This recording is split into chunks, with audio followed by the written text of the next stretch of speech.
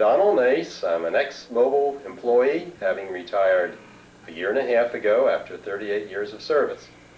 I started with Mobil in 1949 after getting a BS in Chem Engineering and an MS in Chemistry from Lehigh University. When I got my master's degree, I did work on catalysis of the polymerization of oil in printing inks. And when I was interviewed by Mobil and talked to a number of people, I was very impressed with the work of Charlie Plank and Leonard Drake in catalysis of catalytic cracking. So when I started working with Charlie and Leonard, doing work on really the kinetics of cracking over amorphous silica aluminum. After 4 years at Mobil, I was fortunate in getting awarded the Mobil Fellowship.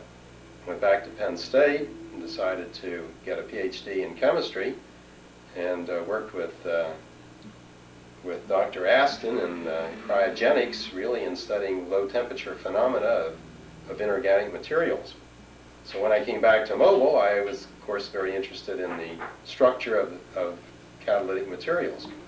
And I worked again in catalytic cracking, not for Charlie or Leonard anymore, but I worked for other people that were more on the more practical engineering aspects of it. And that's where I started to get involved with the kinetics, the early initial kinetics of catalytic cracking, and built a microreactor and got some early data on the rates at the first microseconds of catalytic cracking. And from this work, I got involved in the mechanisms involved in catalytic cracking and did a little work along this lines. Eventually, I got more into the engineering aspects as the more fundamental work was being phased out, and all of the oil industry was more interested in immediate uses of inventions. And since that time, I worked with pilot plants and catalysts, with the new zeolite catalysts, and developing models, kinetic models, with Vern Wheatman particularly, on catalytic cracking. These models led to Mobil's very useful models for catalytic cracking, which they use today.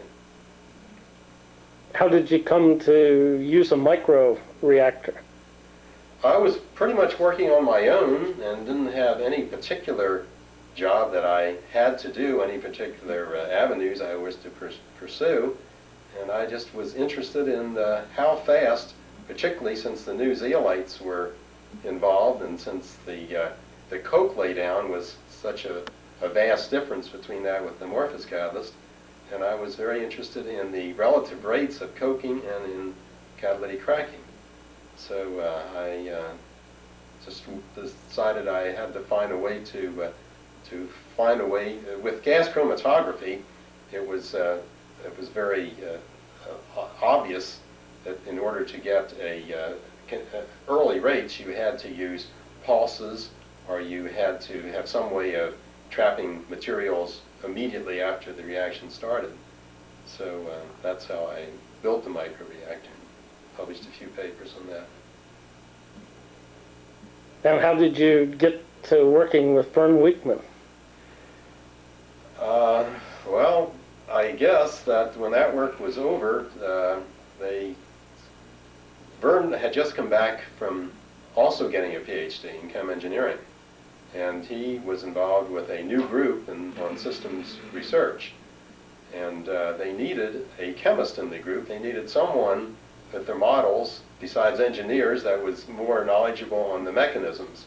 They wanted to make their models kinetic rather than empirical. And so Vern asked me if I would be in the group, and I went into that group and was working with mostly all engineers that were working on modeling. And now that you have retired? Now that I've retired, I have very little interest in catalysis. I had spent 38 years, and I wanted to pursue new things. I always loved music, and I always played the piano. I used to play clarinet in symphonies, and also used to play tenor sax in dance bands. So I just decided I wanted to be with people, but I didn't want to be involved with science anymore. So I'm really almost a full-time musician. Not for profit, but just for fun. I play in 4 different bands. I'm studying clarinet under a professor at Glasgow University, and I'm spend all my time and really enjoy music.